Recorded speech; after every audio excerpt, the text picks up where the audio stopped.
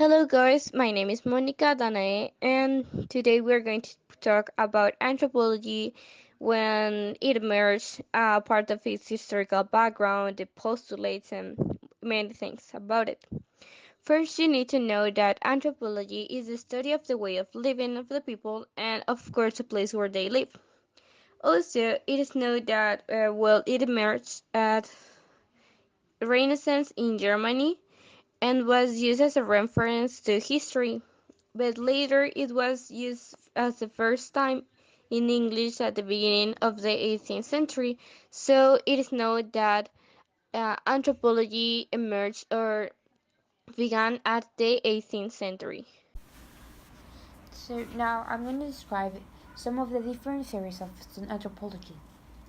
Evolutionist school, the one that argues that the society should pass through states of development, so in that way they could be able to place in some of them.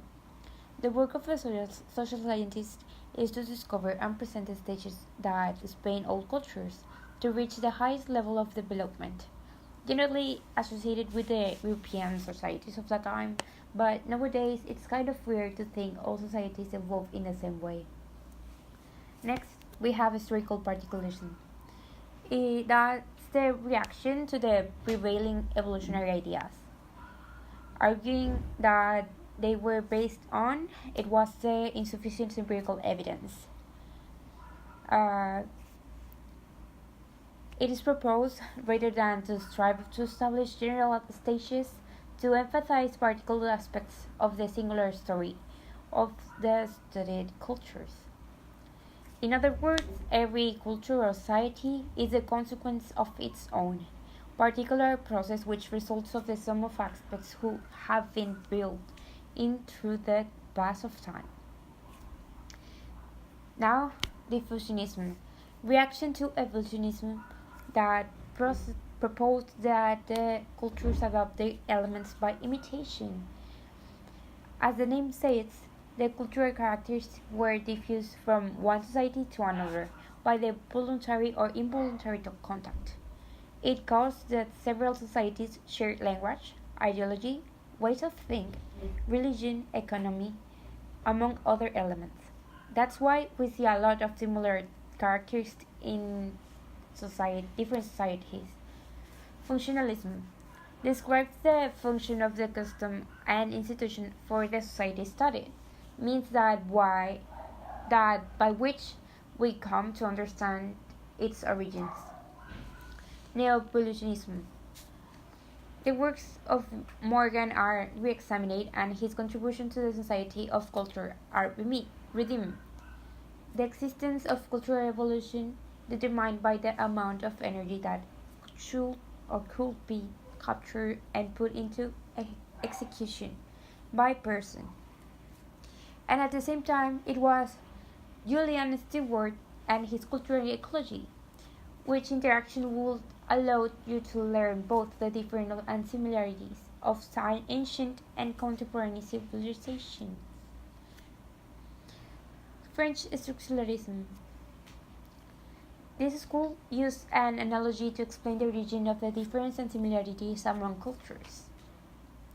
It highlights the absence in them of the role of power relationships in the societies to be studied. The scholar of societies, like many other professionals, is immersed in a thought where the economic and political power of the nations that promote the study of societies are characteristics that determine the standards of civilization and barbarism. Now we're going to present you some of the main representatives of the anthropology.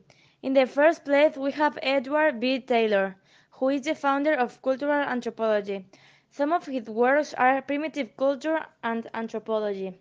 Then we have Franz Boas, who founded the relativistic with the man of primitive mind and race, language, and culture. After that we have Fritz Graebner with his books Method of Ethnology and the World View of the Primitives, and Bronislaw Malinowski with the sex life of the wild of northeast of Melanesia. Then there is Margaret Mead with her study named Sex and Temperament in Three Primitive Societies Meet, and Leslie A. White with the evolution of culture, the development of civilization to the fall to Rome. And finally, we have Levi Strauss with his greatest book called The Wild Thinking. In the periods, we have the classical age that many anthropologists make theories about the classic Greece and classic Rome and about, well, for example, John Myers in Herodotus and Anthropology.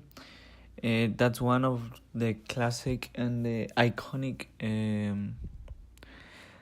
uh, like writings about that era. Then we have the Middle Ages that can be another candidate for one of these periods of the anthropology, and they talk about people, customs, religions, and this started in India, and then passed to the Muslims world and that century. In that century, the medieval scholars may be considered forerunners of the modern anthropology as well, and some study says that people consider different from themselves by its geography distribution. And then we have the Renaissance, and this is the first term that we use in anthropology to refer a natural science of humanity, apparently. Then we have the Enlightenment roots and disciplines, like the Age of Enlightenment, when the Europeans attempt to study human behavior systematically to know varieties of which had been increasing since the 15th century as a result of the first European colonization. As a conclusion of the program, we want you to know that we think that anthropologists for our society are so important because they help us to develop better the society while they are analyzing our actions and decisions. Also, that it gives us many benefits because it like as part of the work they can be in a human resources office or they can be in a community development worker, and with these works, well, they can help us to improve the area where we live or uh, help us to using their knowledge to solve some daily situations in the work. And of course they help us with it identifying the opportunity areas of the families or communities or the team of the work in the work for us to develop better and to help others, of course.